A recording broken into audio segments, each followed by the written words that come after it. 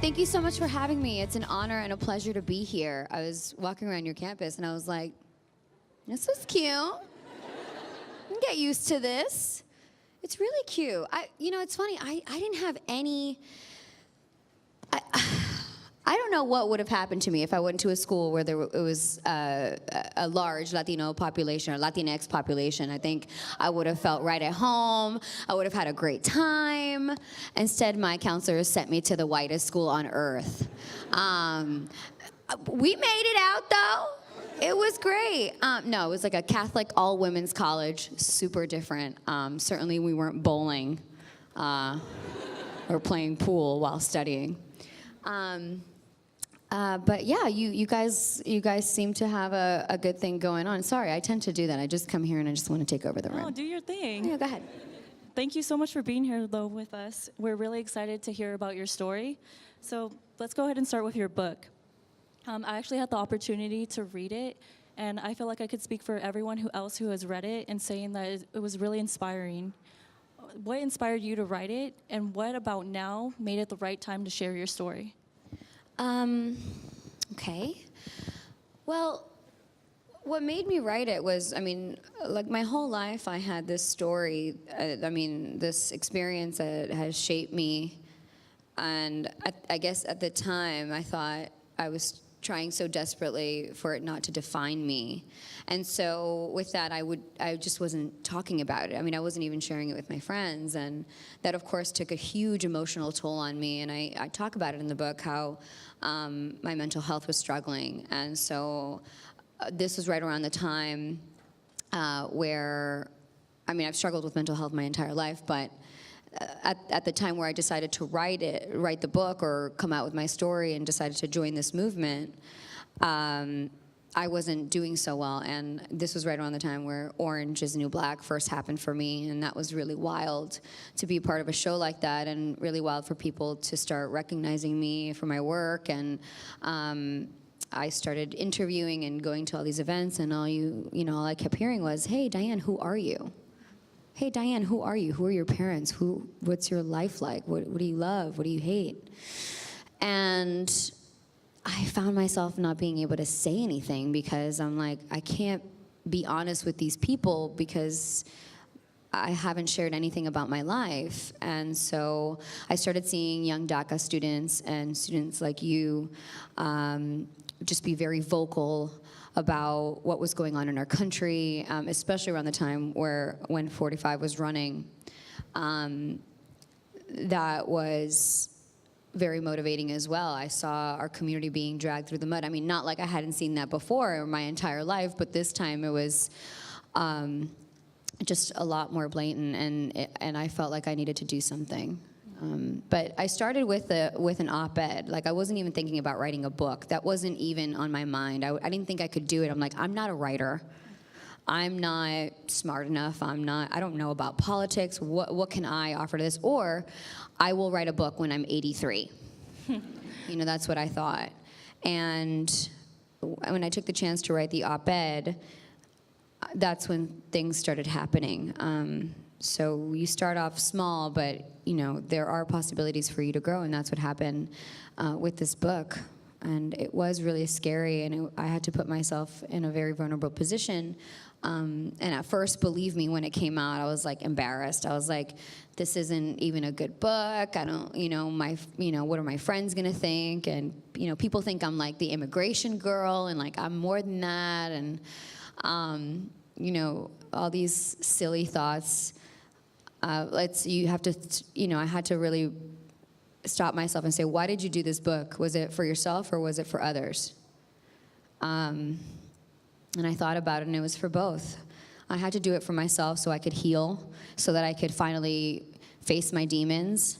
And I had to do it for others because I didn't want to see other families separated like mine were. And I didn't want to see other students going through, or young people going through the same thing that I did, and thinking, I'm embarrassed of my family, I'm ashamed of my story, I hate who I am. Because it's the opposite. It's, we should love ourselves, we should love each other, our stories are important, our stories are valuable. We should not be ashamed of our community or our parents or their sacrifices, right? Exactly. And having your parents deported at the age of 14, how difficult was that? And like, can you explain a little bit more about that experience? Well, I mean, I think that before my parents were deported, it wasn't even, I mean, look, I was happy with my family because I was with my family, but that was also a very stressful time for me. I mean, my whole experience growing up has been filled with anxiety and worry and kind of dreading the day that this might happen. So I guess I was just the same old sad kid, I guess. But it did turn my world upside down, and I think that if anything in that moment, what it did was my dad had always been very honest with me and about our situation and what might happen. And so I was always, my dad was like, I stashed some money here for you in case something, I'm like, oh my goodness, why is this like mi familia, like every day? No? You guys haven't seen that movie? Okay.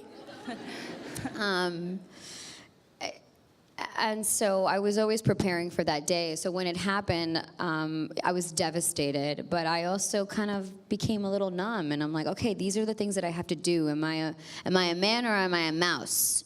Neither.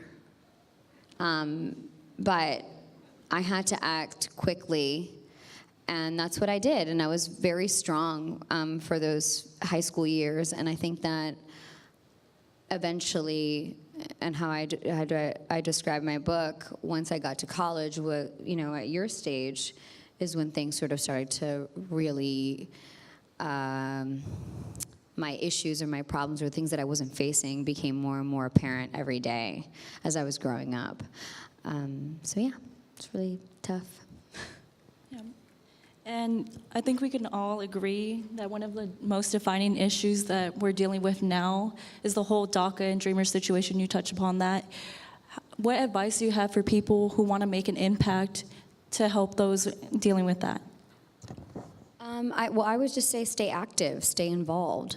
I mean, it's a difficult time right now because what we need is a Congress that represents our values and who we are, and obviously we do not have that. So what is in our power other than to vote, other than to participate, other than to stay vigilant and make sure that you're educating your community and the ones around you? It's hard sometimes. I mean, I talked to a lot of DACA students, and a lot of them are afraid. And I don't know how many DACA students are in this room. But I know your strength.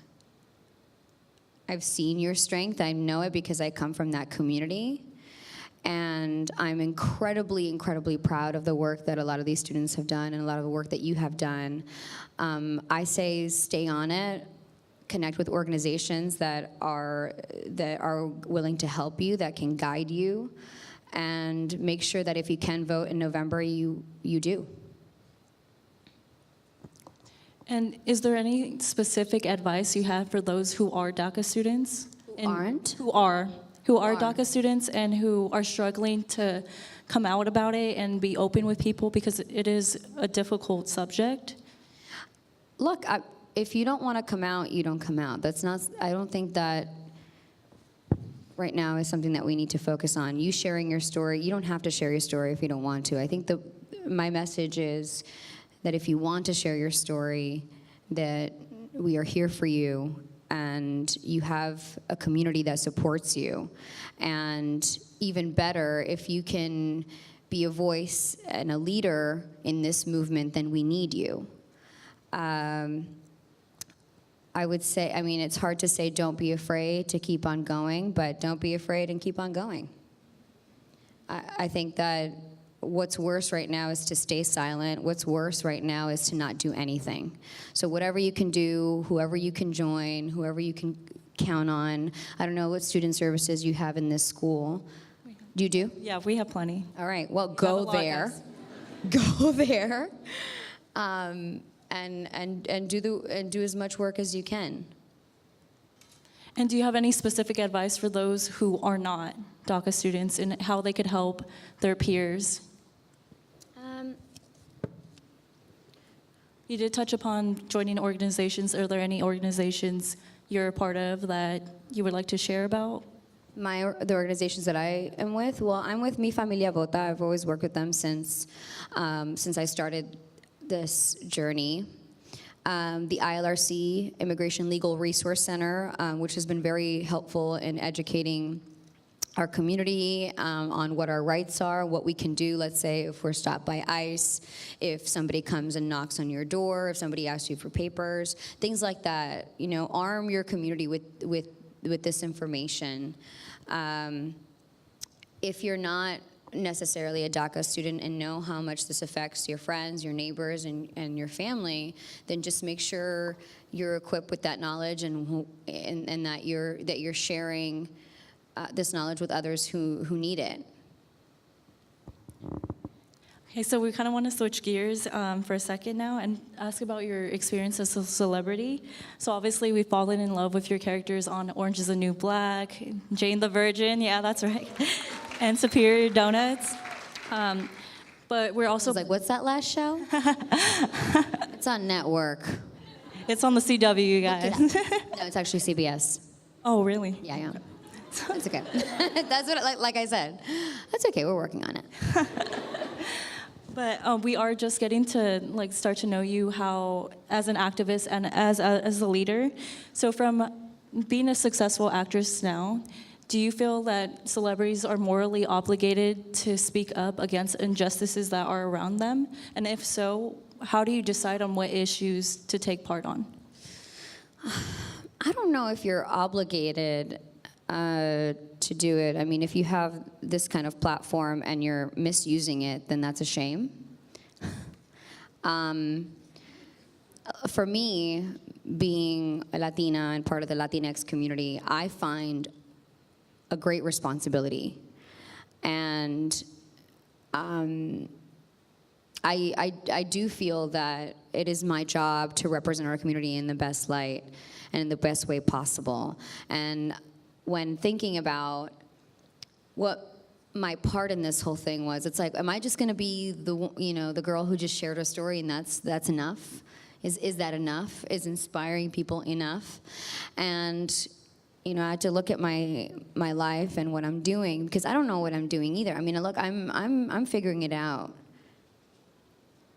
So I don't have it figured out. I don't know if this is. Sometimes I'm really proud of my work in a day, and sometimes I feel like I fall short, and that's all of us. But I realize that being up here as a member of our community is not easy.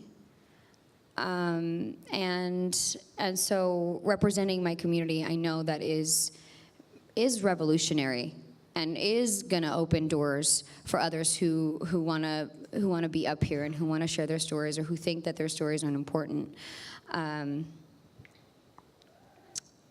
What was your question? No, because there's a second part to it. Talk to me. And how do you decide on what issues to take part on once you do feel that obligation? Thank you.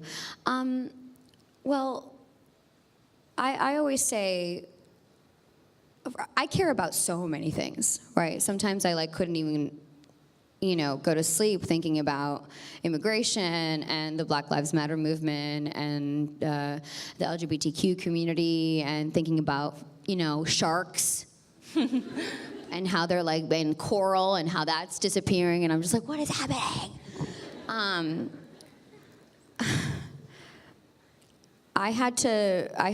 First of all, we have to think about all of these causes. We have to care about everything. We cannot care about one thing without caring about the other, right? If we want to be intersectional. We have to care about women's issues. We have to care about all of these things. We have to care about our Muslim community. We have to care about everybody. But I started with looking at myself and my life and saying, okay, what affected me the most? Immigration. This is what I can talk about right now. This is how I can start. This is a good starting place for me. So look at yourselves and say, what speaks to me the most? What what has touched me the most, and start there. And having here, like, I'm sure you've heard the impact that you've made on a bunch of people, especially young people, being the activist that you are now. How does that feel to know that you've helped someone out? Well, it feels great. It's something that I always wanted to do, and who I wanted to be, who I want to be, is a person that is a helper, that helps, and who is part of the solution and not the problem. And especially coming from a place where when your family is separated, when you have to see your family live in fear, you always feel like your life doesn't matter as much. And to get to the point where others that look like you, that have had similar experiences as you, are telling you that you're inspiring them, and that they connect to your story, and that they thank you for coming forth with this story. It's very validating, and really helps me out here and here. Because it's really hard out there, y'all. You know, when you said you're a successful actress, you know, sometimes I have to, when I hear that, I want to accept it. And thank you so much. That is such a sweet thing to say, that I'm successful, that I'm inspiring, that you know, I know I have a long way to go, and I know that right now there are only certain doors open for us, and know that I'm working really hard every day, and that we have to work really, really, really hard every day. But hopefully it'll become easier, and you find your way, and knowing that you don't have to stick just to one thing. You know, I'm interested in so many things, and never let anyone tell you that you have to just be one thing. You are many things. So explore everything that interests you. That's what I'm starting to do, and I'm feeling a lot better. Yeah. And do you feel like it's always been a mission of yours to play this role as an activist? Sure. Yeah, I mean, I've always had many dreams. I mean, I wanted to be a reporter. I wanted to be like a diplomat. Yeah, I had many dreams. And I wanted to be an actress. I wanted to be a singer. I wanted to be a change maker. I wanted to be a leader. But I never really thought I was going to get here. I never really imagined all of this. I just said yes to myself in certain aspects of my life and certain things that I wanted to pursue. And once I said yes to those things, then when the opportunity presented itself like this, I was able to say yes, and it's changed my life completely. I mean, just I mentioned I wanted to be a reporter, and I wanted to be like a news anchor or whatever. Like, I wanted to be an investigative journalist. And you know, I went to school for political science and communication. I was like, okay, so how do I put two and two together? It's like, well, figure it out. Well, I couldn't. I was like, it's just too hard. Let me move on to like what. And I did. I moved on, and now it's sort of come full circle. I recently did, and I'm sharing this with everybody because it's like this is like the first time in a long time that I'm like, wow, I am kind of smart, or like, you know, I can handle these things, and I do have something to say, and I do have something to share. And so I did this docuseries, an episode of a docuseries called America Divided. I don't know if you guys have heard of this docuseries. America Ferrara did the one last year, along with Jesse Williams and Zach Galifianakis and a few other people.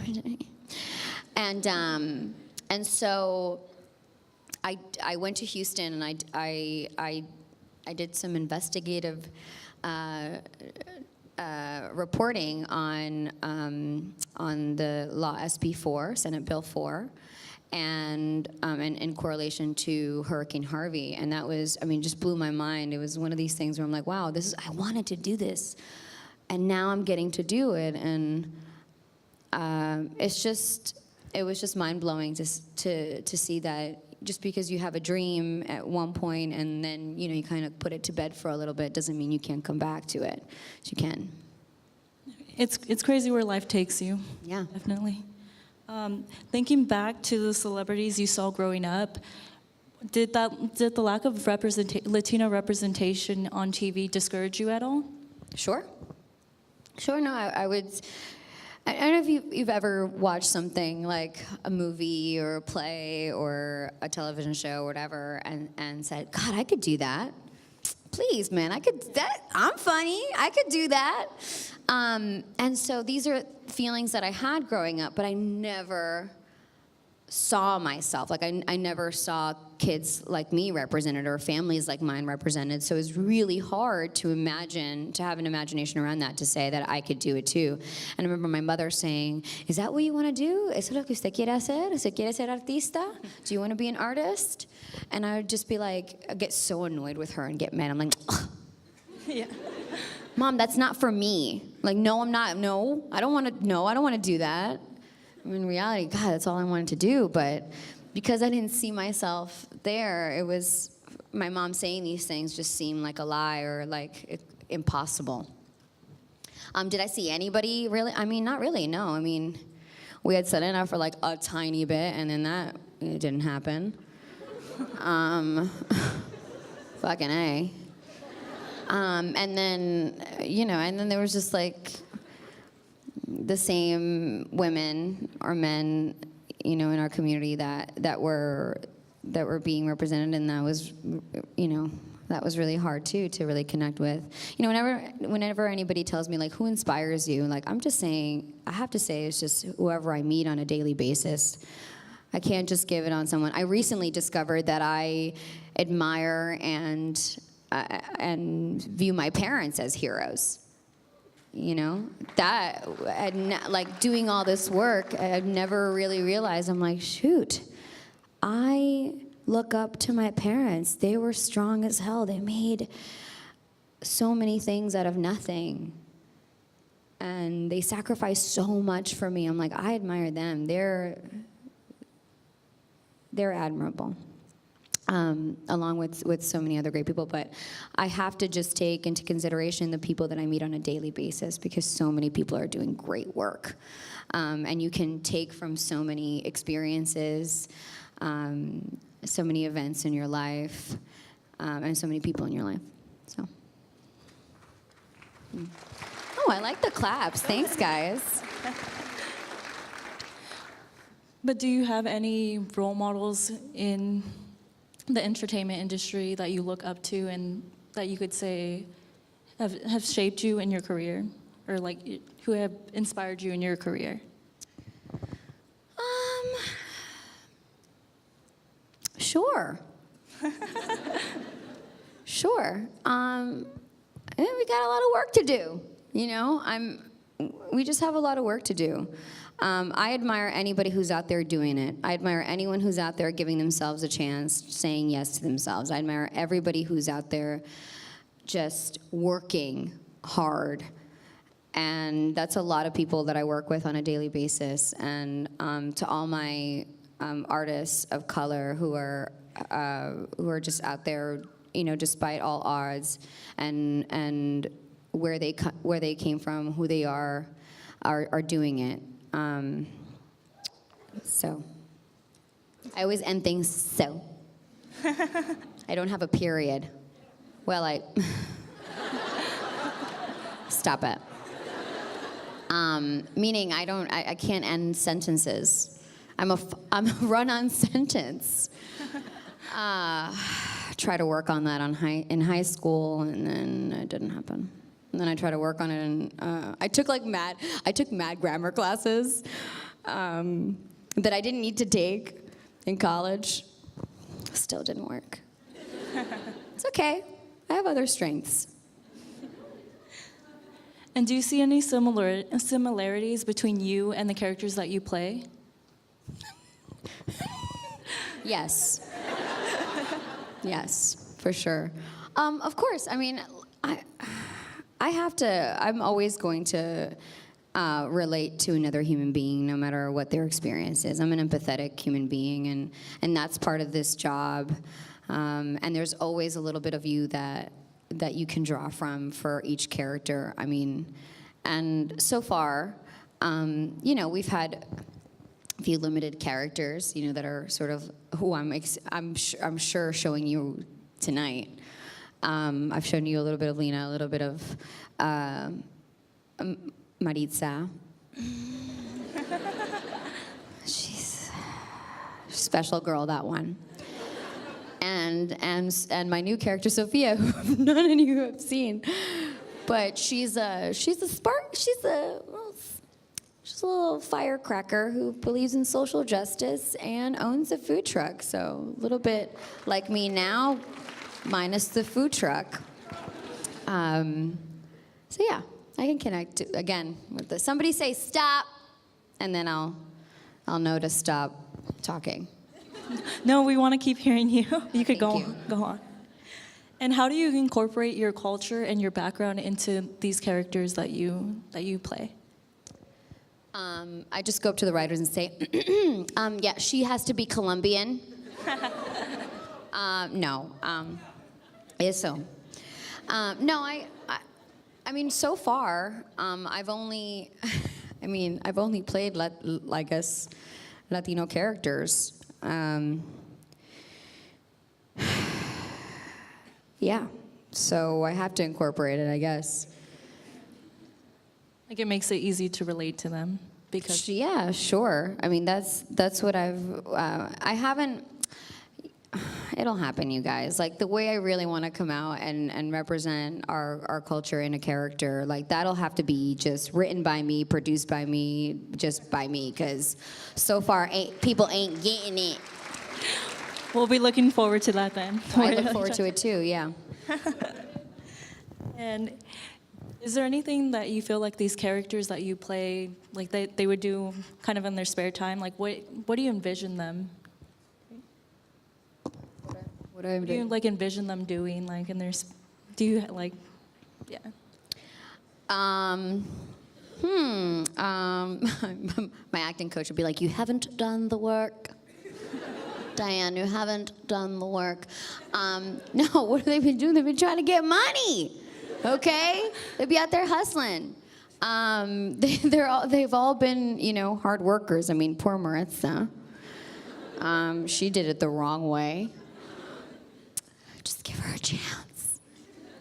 No, I envision them just out there working, trying to make a path for themselves. I think that's, so far, those are all the characters that I've played are just trying to do that, survive in this world and in that place that they've been given, and try to make the most out of that and elevate and grow.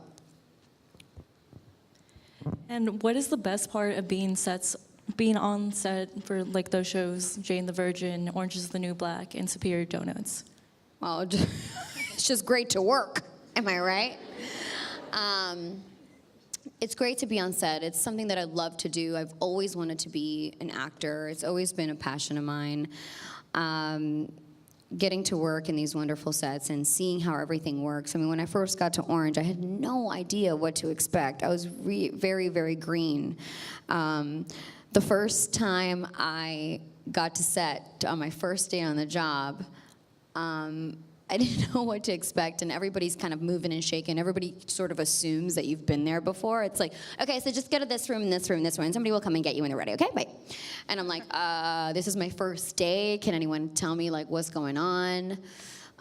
So I waited. It was, like, strange. It was, like, the first season. It was the second episode. And I waited in this room, and I didn't know anybody. And a lot of the girls had made the pilot already, and they knew each other and how every set works and how,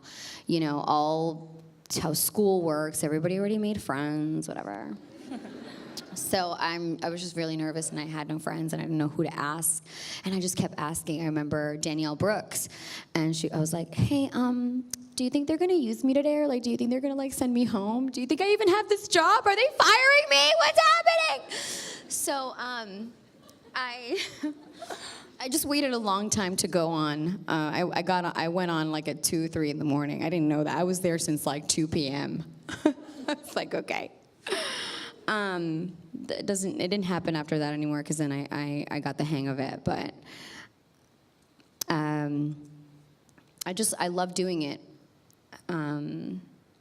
It's been a wonderful experience getting to know how it all works, the ins and outs, looking around a set and saying, wow, like, our people could be doing this. We could be in here because our stories need to be told.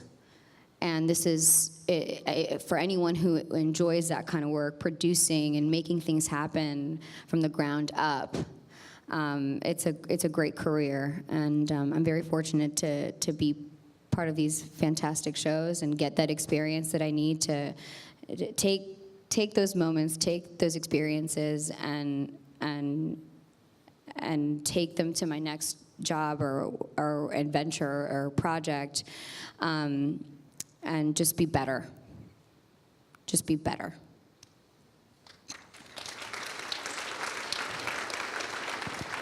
And is there any experience in particular that you remember the most that was like your favorite of being on those sets? I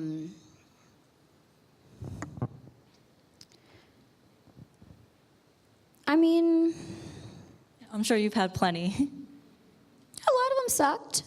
A lot of them were terrible. No, I'm kidding. No, look, like I said, the whole thing. I mean, like, I've come from a place where I'm just like, thank you very much. Thank you. I've just been like mad grateful my entire life. And I think more and more as I talk to, when I talk to artists and people who've been doing it and who have been in the trenches and who have been just like every day in and out, having to take so much crap from this industry, and also activists who have to take so much crap from everybody. What they've left me with has been, look, you belong here. You are worthy. Yes, be grateful, but like relax. Okay? You belong here. And you have the right to ask questions about what character you're playing, why are things happening, why is the story going this way? Wait, why is this going on? No, wait a minute.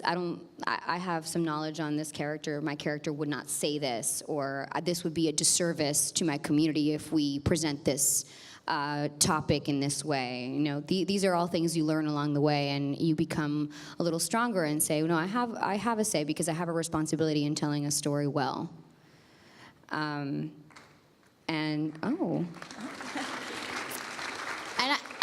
Whoever started that clap, I know you've been starting all the claps, and I love you. Just know that I love you. Yeah. I know there was more. I forget the question midway, and then I don't know what happens. I'm still in therapy, okay? And it happens. You get a little older, that's what happens. How long did it take you to get comfortable in being able to speak up? Every day is a mission because, you want to keep your job. You don't want to rock the boat all the time. You don't always have to be like, and like always have to police everything. But damn, people need it, And I think that I've just become more comfortable because if you don't do it, they're just gonna continue telling your story the way they want to tell it, and again, when I say they are just maybe people who haven't really thought about your story really and your community and taken into account that they need to be a lot more aware of what they're doing. The number one way to change this is by really writing your own stuff, going out there and producing your own stuff. And that's what I'm trying to do now, obviously. Like, if you want a story told, you got to tell it yourself, kind of thing. So I encourage you. We need women writers. Please. My girls, we need you. Because I am so tired of seeing those writing rooms full of men. And I love you, my guys, I do. But I need people to who know our experience to be writing for me. But like I said, I guess I'm gonna start doing it myself. That's what I did with my book. And that was a big, let me go into this. That was a big thing, the writing my story. And this is something I just realized the other day is that, damn, I was so tired of people misrepresenting my story and who I am. And I was in here knocking on doors, auditioning for roles, some of the roles that were available to me weren't great. And I realized that maybe sharing my story was just that part of me of just being like, no one is doing this. I have to do it myself. So in whichever way you want to do it, whether it's writing a script, writing a children's book, writing some fictional story about a bird and a sea lion, do it, because your voices aren't out there. And however you can come out with your story and share your story, I encourage you to do it.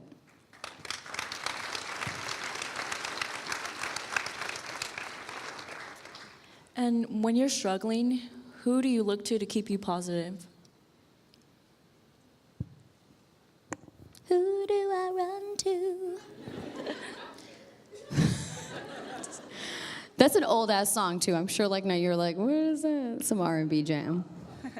So that's my slow jam CD. I used to go to school like, who do I run to share this empty space with laughter?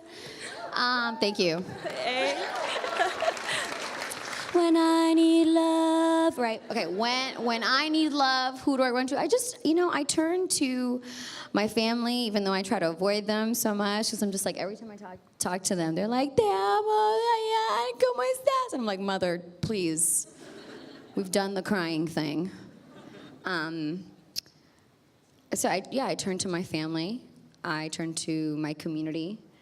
The good thing is that throughout this journey, there have been I've never seen the power of community like I've seen it now.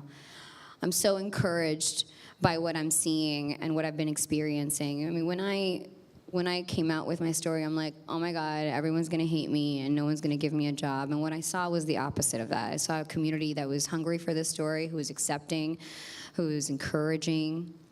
And so I latch on to that. I latch on to all these amazing mentors that I have found along the way who are doing this day in and day out. I'm not like a professional activist. I'm like, I'm really trying to do the best that I can. But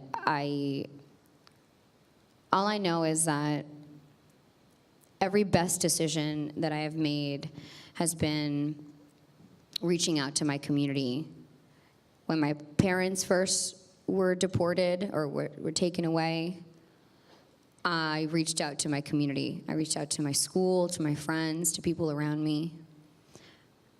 When I wrote this op-ed, or when I wrote this op-ed, I reached out to different organizations, to wonderful people who were immigrant lawyers, who were out there, social workers, activists. I reached out to them, and all those decisions have been the best decisions of my life. And they continue to be. I'm here reaching out to my community again, and again, and again, and again, and it's always a positive thing. It's always been a good thing. I don't feel alone. I'm not alone. I was like, and having, you mentioned the feedback that you received from your book. Can you elaborate a little bit more on that and the kind of feedback that you've gotten from releasing your book? Oh, it's been great. A lot of young students have, high school students, have been able to relate to the book and really love it. And I get so many letters from high school teachers, and also college students and college professors that write to me or comment on how the book has helped discuss the immigration topic in this country and what's going on. And that has been really rewarding to know that my book has helped in an educational way and an educational platform, that my schools and libraries and that kids or students are doing projects and using my book as a reference, and like I'm like, oh shit, my shit's on like the bibliography. And that's something that I've always wanted to be a part of, academia. I never thought of myself as smart or not a fast reader, and I had like learning disabilities. I mentioned that in my book. I'm sure all of you have already read it. So it doesn't matter. But I had many struggles in school, even though I love school so much because it was the one place that I could be myself and not myself and try new things and escape my reality. And it was a safe haven for me. So to know that my book is offering that to other students is a dream come true, really. I never thought that I would be in so many different institutions, like all these colleges that like rejected me.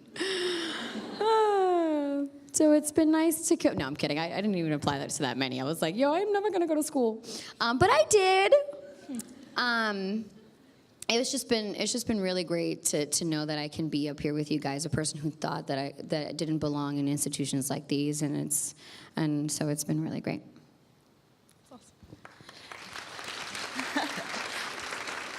It's like standard to wait for the clapping. Get used to it.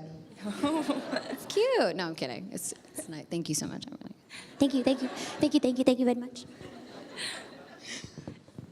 And is there any advice that you had for your 20-year-old self?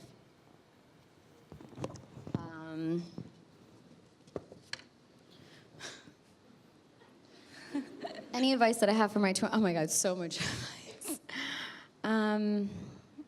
Is just to take it easy. That there is opportunity out there for you. That you don't have to make up your mind right away on what the rest of your life is going to be like. Like any decision that you make at 20 will, if you make a crazy ass mistake that gets you to jail, that'll change your life for sure. Or if you have a baby or whatever. But, even those things, right? You can come back from everything. I think I was always so scared of like trying new things or just being myself because I thought that whatever happened right then and there was going to just define me or reflect who I am for the rest of my life, and that's certainly not true. I tell myself to relax and to, hey, don't miss that therapy session. That's important. That needs to be your priority. There's that one, thank you. And also surround yourself with people who love you. Don't bother with anything else. Don't bother with someone who isn't giving you that love back. Someone who's constantly disrespecting who you are, your culture, where you come from. You don't need that. Right? I spent so long being around people who were constantly offending me. I'm like, I didn't need to be around that. I'd be around people who love me, who are encouraging me, who want to see me do well, who I want to see do well. Yo, let's get together. Let's think of a project. How can we uplift our community today? What can we do? What do we care about? Let's get together and talk about that. I spent so much of my life like laughing at jokes that were like directed at me. I'm like, oh yeah, I love beans. I know, right? I'm a wetback. Right? Okay, these are the things that sometimes you like, because you don't want to rock the boat, because you don't want, to stir things up, because you want to make friends, you don't say anything. But it's okay to just be like, yeah, I love beans. I really do. But don't talk about how much I'm loving beans, okay? It's none of your business. You know what I mean. Anyway. Can we get a clap for that? Thank you. You're right. No, you know what I mean. When anyone doesn't understand you, where you come from, and isn't giving you that respect that you need, it's okay to just be like, listen, if you want to continue to be friends, this is how I'd like to be treated, and this is something that you don't know about my history and my culture that makes me so beautiful, that makes this country so beautiful, and makes everything that we have right now possible. And that's whatever you're joking on. That's not funny. You know, if you're going to talk about me, talk to me about me in a respectful way and in a loving way. It's okay to ask for that. That's not corny. That's love.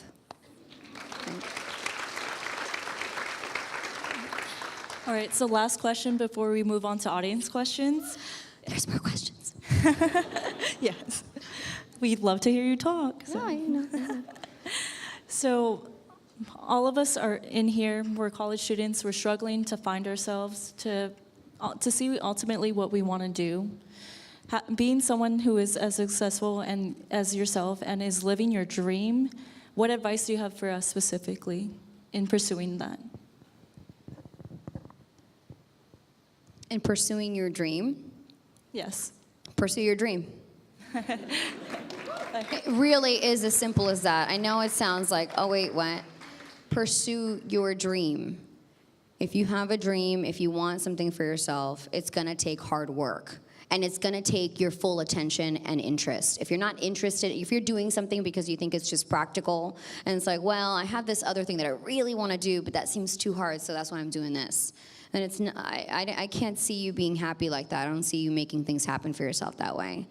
I don't like to sound cheesy or cliche, but if you really do work at something really, really, really hard, and you devote yourself to that, and you respect yourself along the way, and you're respecting others along the way, then there's nothing that you can't do, right?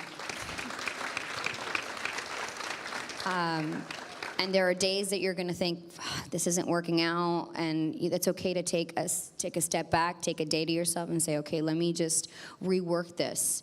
I've had to rework so many things. There's no one way to do something. I get questions all the time, like, so how did you get in this industry? How did you do this? How did you do that? I'm like, look, this is the way I did it, but there's no one way of doing it. You have your own journey. You have your own strengths and setbacks, and you have to you have to use those to elevate yourself to the next part of the journey or of the process, right? Like I did with, I saw there was something missing in my life. I saw that I needed to, I desperately wanted to share my story. I desperately wanted to be a part of this movement.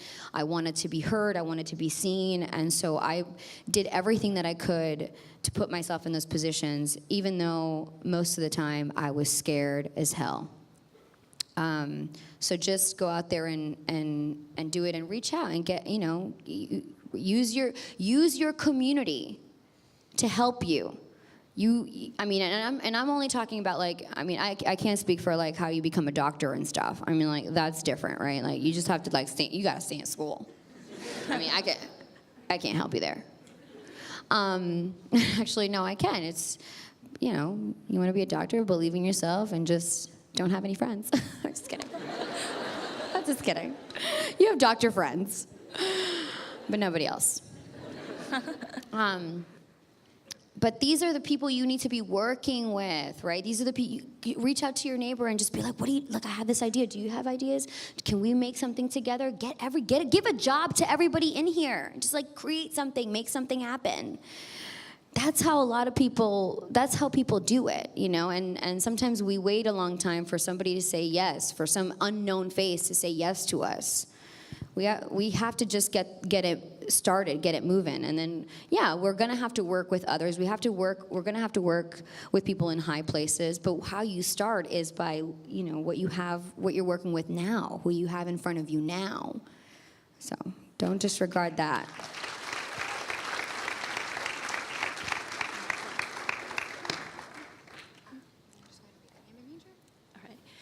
So I'm going to read the name, of the person that asked the question. If you feel like standing up to get recognized, go ahead. This first question is from Aritza, and her major is recreational therapy. Hey, girl. Wait, recreational? Recreational therapy. That's dope.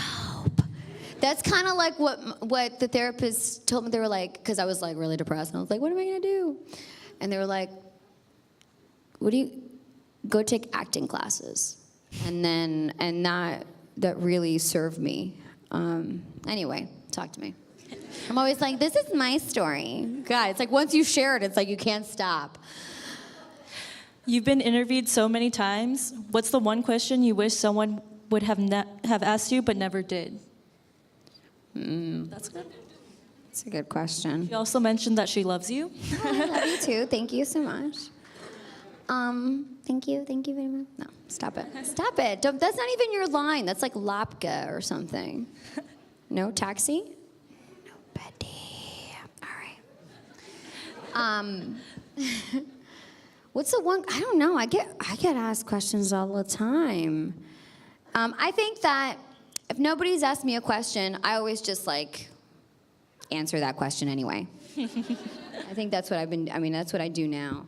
And that's why these things have become so just easier, and why my communication with people has been easier is because if I feel like I'm not being heard in some way and someone's asking me this one question, I'm like, okay, I'll answer your question, but also this, right?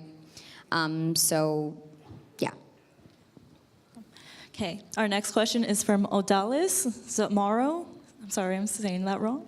Hey! And she's a communications major. She wanted to ask, in the future, do you hope to continue this trend of empowering Latinx roles, and how important have they been to you? Well, this is very important to me. I mean, this is like cat's out of the bag.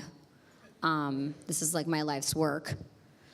And I'll continue to do so and to grow and evolve in all the ways that I can.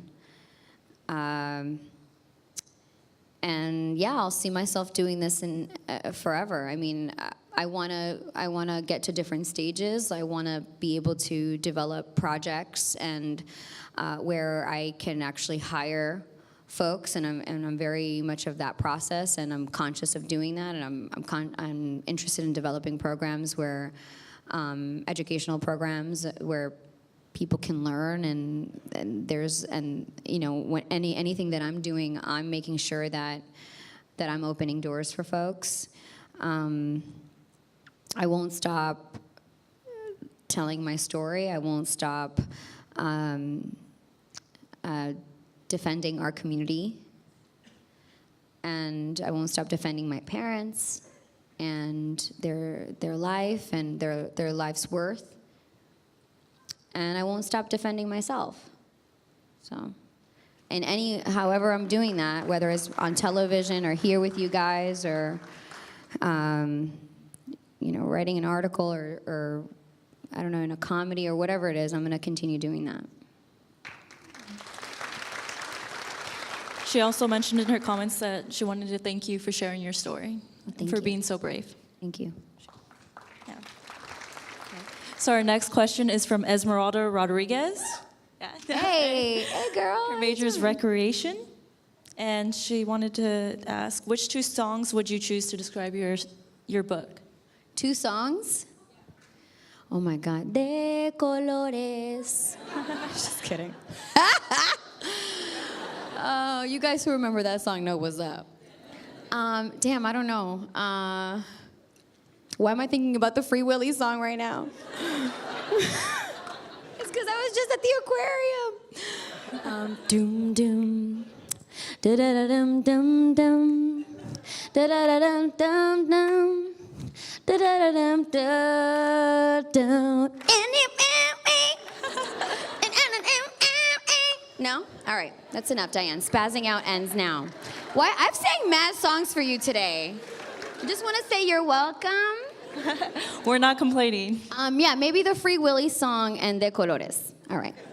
Sometimes you just have to, like, whatever comes in your head, answer. I haven't thought about these things, but I love that you asked me that. Love that. I'm sorry, Mama. I love that you asked me that because these are things you don't think about. But I think always, whatever comes up immediately, that's what that is. She also mentioned that she loves you a lot too. I love you too. Thank you.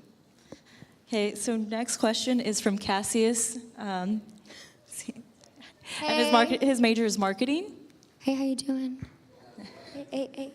You better market me. You better try to help a sister out. What are some future projects you would like to work on, both acting and non-acting? Gosh, well, I just want to. I just want to continue working. I just want to make that just really clear for everybody. I'm still looking for a lot of work. Won't say no to the right project. No. Well, right now I'm working on developing a docuseries with a dope colleague of mine. Her name is Julissa Arce. I don't know if you've heard of her. Her story is very inspirational, and she's just an all-around badass, way smarter than me, in different ways. You always have to look at yourself and just be like, okay, I'm thankful for who I am, and I matter too. Okay. But she's a really smart girl, and we're working on developing a docuseries called, it's a working title, but it's called Exiled, for now, okay? And it focuses on life after deportation and what happens to individuals in their lives and what's going on with them after deportation. And that's something that's really important for us and something that I'm very passionate about, our docuseries and documentaries. So I'd love to work on that and just continue. I want to develop a one-woman show. I think that's something that needs to happen yesterday for me. I'm dying to do stand-up or and that kind of storytelling. Hopefully that I'll just have to work on it. So we'll see. And we'll see, it will happen. And then just anything that I can get my little grubby hands on, anything that comes my way that speaks to me, and if I have the ability and the capacity to do it, and my heart is open, my mind is open for it, then I'm going to go for it. Right. Thank you. Yeah, wait for the clap. Wait for my clap. And our next question is from Julia Moore. Hey, Julia. There we go. Hi. Her major is international studies. Yes. And yes to all of you guys, too. I didn't know. She asked, what is your favorite show to act in and why?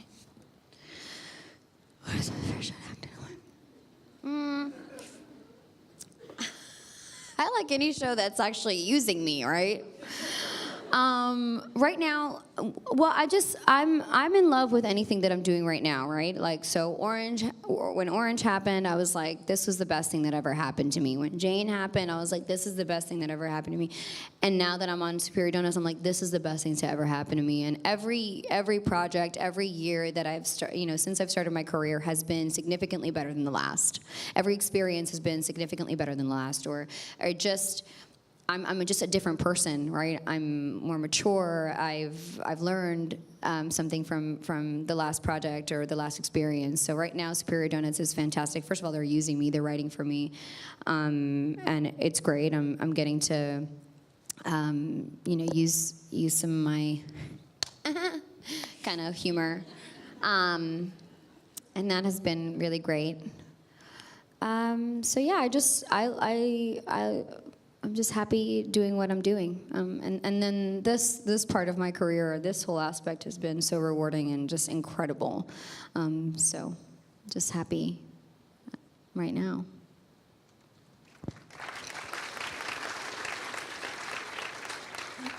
Next question is from Melissa Mejia. Melissa. I went to school with a girl named Melissa Mejia. Oh, claro, claro que sí. Claro que sí. It's my father. Claro que sí. Shout out to Ever. Yeah. Her major's political science and French. Yes, honey, French. Ooh la la. That's cute. If you could have, Political science word. Yeah. That's me. if you could have a conversation with anyone in the world, alive or dead, who would it be with and why? Oh my God. I don't know. I have so many. Gosh, those questions are always tough for me, even though those are the most fun. Prince? Oh. I don't know. I really don't know. Gabriel Garcia Marquez? Who else? My grandmother? Oh, that went deep. That went deep. My grandmother.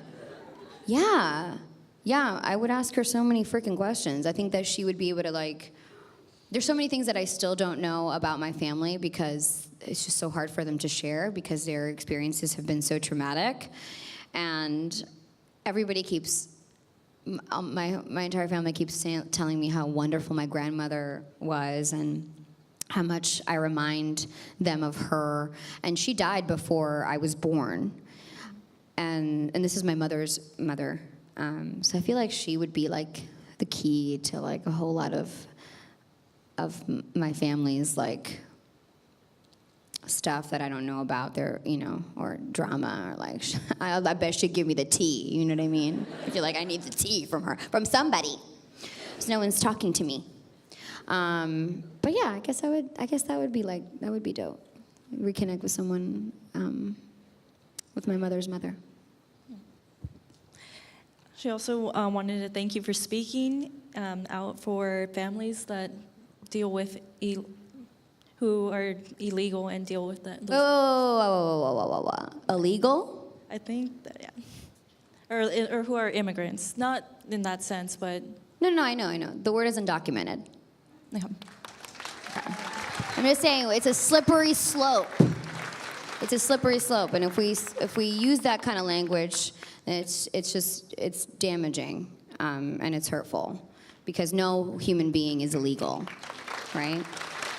And that's something that we need to be it's nothing, look, that's the kind of language that our president is using. That's the kind of language that the media is using. You know, I can't tell you how many times I've been interviewed by, like, you know, a reputable news source or newspaper or whatever, and they just mess everything up, my whole experience, the whole damn thing, because they wrote when Diane's illegal parents were here, and it's just like, damn, weren't you listening to me?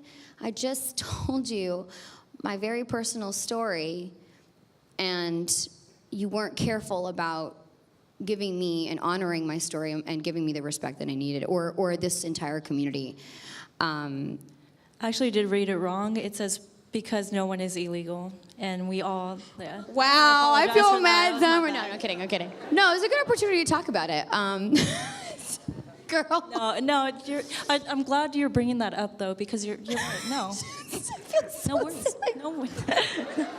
It was my It was written in Spanish, and like my Spanish is kind of dusty. I'm not. Oh, that's okay. Let's dust it off. Right?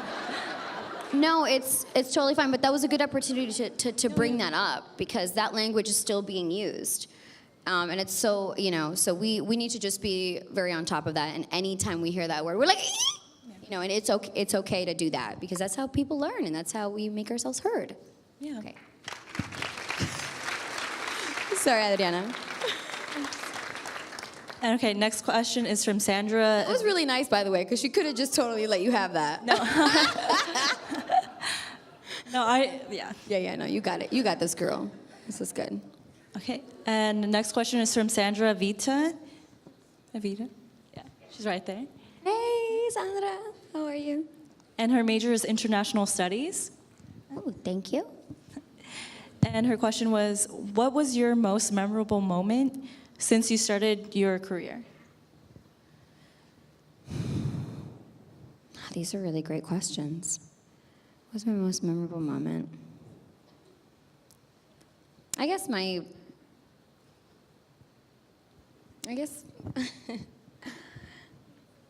parents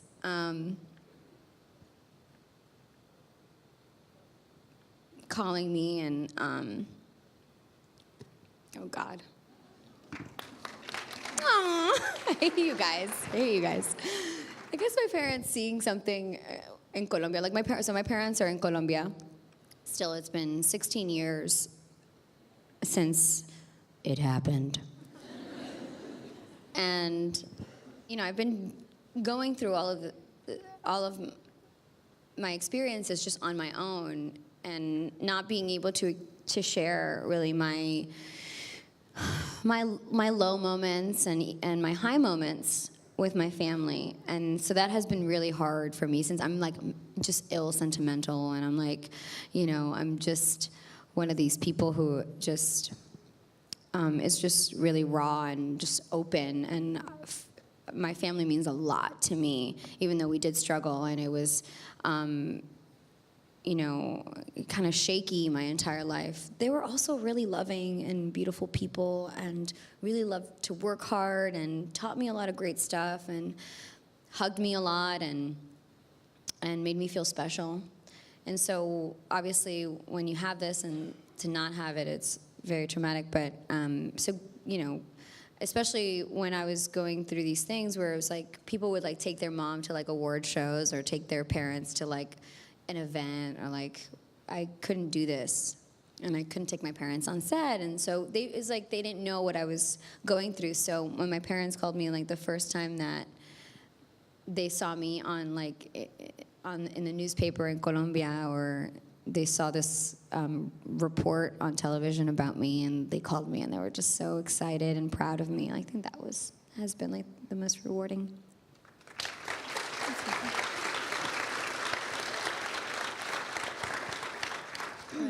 Next question is from Paula Rodriguez. Hey, Paula. Right. Hey, girl. How you doing? Her major is biology. Very cool. We need that. Oh, we need that. We need all of it. And she asks, how do you balance your family and work life? How do I balance my family and work life? If I don't include my family in my everyday everything, that I'm like, it's hard. I just always have to be there for them and make sure that they're there for me, and so it's just an everyday thing, really. And if I'm not taking care of that side of my life, making sure that I'm talking to my parents, making sure that I'm open in that way for them, and that I'm allowing them to help me in their way, then it just doesn't work. This whole thing doesn't work. In order for me to feel okay and be happy, I have to have them. I just have to think about them on a daily basis and make sure that everything's okay and everyone's being taken care of.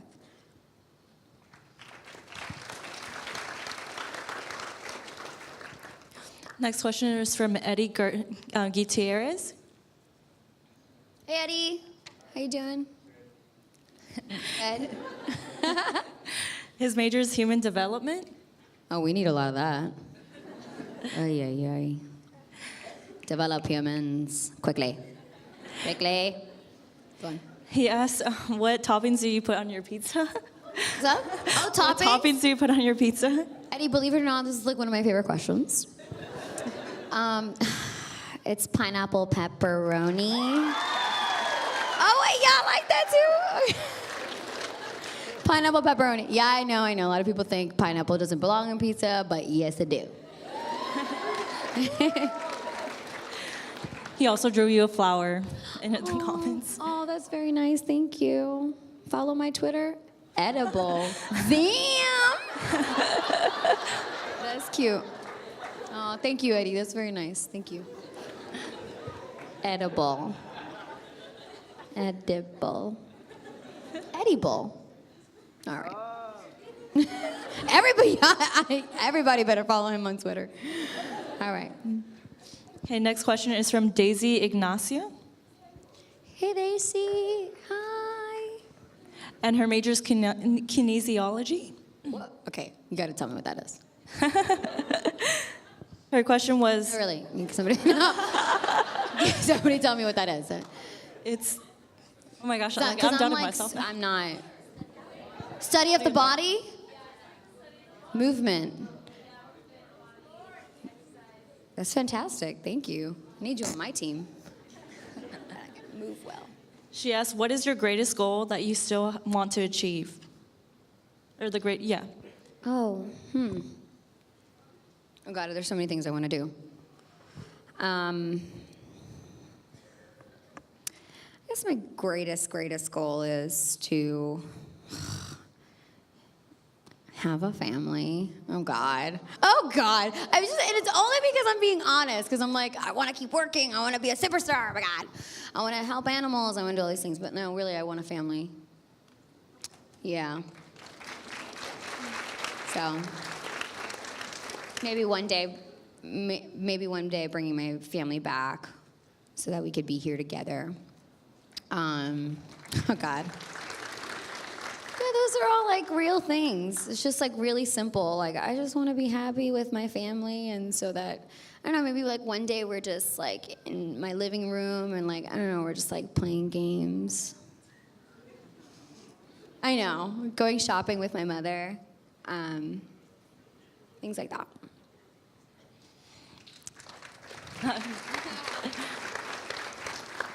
Okay, next question is from Stephanie Torres. Stephanie, where you at? Hey. Her major is business management. What's business management? I'm just kidding. Just kidding. Although when I heard the word and then when you guys told me what that was, I'm like, oh my God, Diane, that was a moment where you could just like nod and like figure it out later, right? It's like, oh, I knew that. I knew that. What's something you wish you had more time for? More time for reading. I need to be better about reading more. And homie's already been like, yo, just too audible, kid. Like, just get that in there. So yeah, I wish I had more time for reading and more time for everything. But you know, you make it work. Mm-hmm. She also said she misses seeing you on Jane L'Immersion. She wants to see you more. Me too.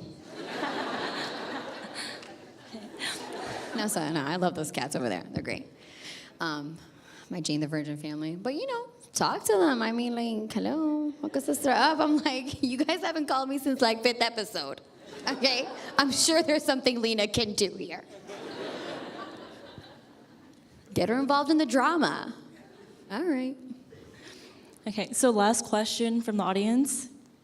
It's from Brielle Biscocho. Sorry if I'm saying. Bizcocho, like cake? Ooh, hi girl. Hey. She's a film major. And What major? A film major. Film. Oh, okay. I already made that joke. I get it. But dope. Yes. Get it. And she asked, what's the most significant thing you've learned from being a published author?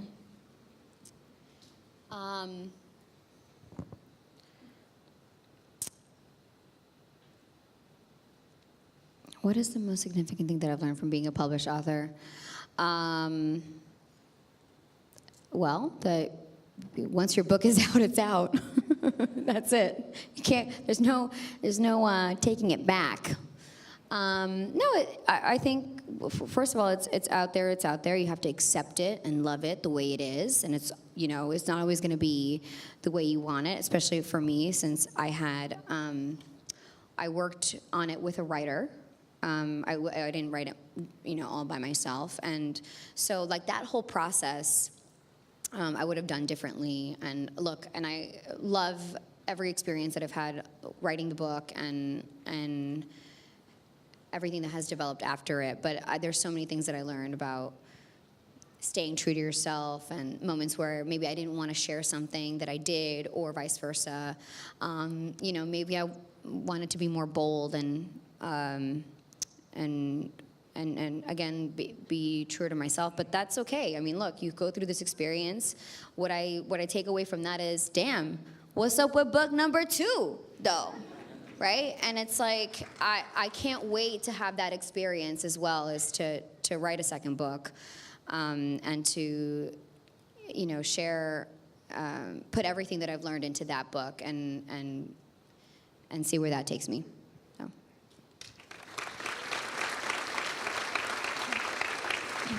She also wanted to thank you for doing the interview with 22 West. Thank you so much, guys. Great questions, by the way, in that room. It was so great to see that department, or you guys doing your thing. It was really special to go in there and see you guys have your shit together. It was like, damn, okay, this is like, the work is good, and it was tight, and I really appreciate that you guys came through that way. It was eye-opening for me, and I'm just really grateful that you guys are doing that work and that you guys have the opportunity to do it here. So be proud of yourselves. Thank you so much, Diane. Thank you. All right, thank you guys. Thank you so much for listening to me, being here with me. Thank you.